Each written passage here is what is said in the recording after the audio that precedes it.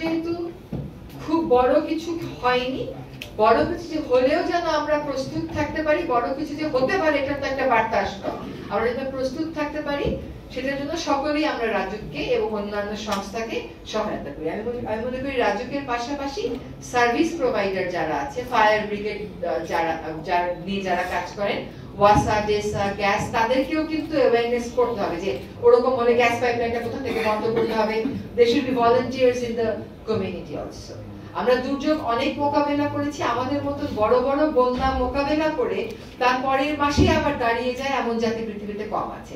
তো এটাও ইনশাআল্লাহ আমরা একসাথে সকলে মোকাবেলা। অনেকেই অনেক রকম আইনি প্রক্রিয়া শুরু করে দিবেন, বা রাজুক যখন বলবে এই ভবনগুলো ঝুঁকিপূর্ণ, এগুলোকে ভাঙতে হবে, অনেক সময় রেট্রোফিটিং এর কথা বললে বাড়ির মালিকের হাতে সেই টাকা নাও থাকতে পারে, তখন তাকে আর্থিক একটা সহায়তা দেওয়ার, সহজ শর্তে একটা ঋণ দেওয়ার কথা ভাবতে হতে পারে।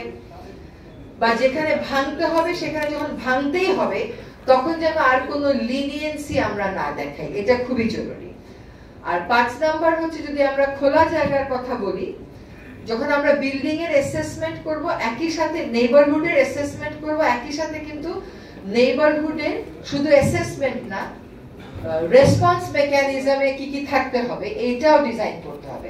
আমার মনে হয় 6 মাস থেকে 1 বছরের মধ্যে যদি আমরা এই কাজগুলো করতে পারি এবং তারপরে বাস্তবায়নে চলে যাই, এটা ভালো হবে। আমাদেরকে কিন্তু প্রকৃতি অনেক সময় দিল, গত কয়েক বছর যাবত বারবার ভূমিকম্প হচ্ছে, এইবারের মতো ভয় মনে হয় না আমরা আর কখনো পেয়েছি বলে। জনমনে এই যে আতঙ্ক, এটা তখনই যাবে যখন জনগণ দেখবে যে প্রশাসন তার দোরগোড়ায় যাচ্ছে, তার ঝুঁকিটা অ্যাসেস করতে, তার ঝুঁকিটা নিরূপণে কি করা যায় সেটা করতে।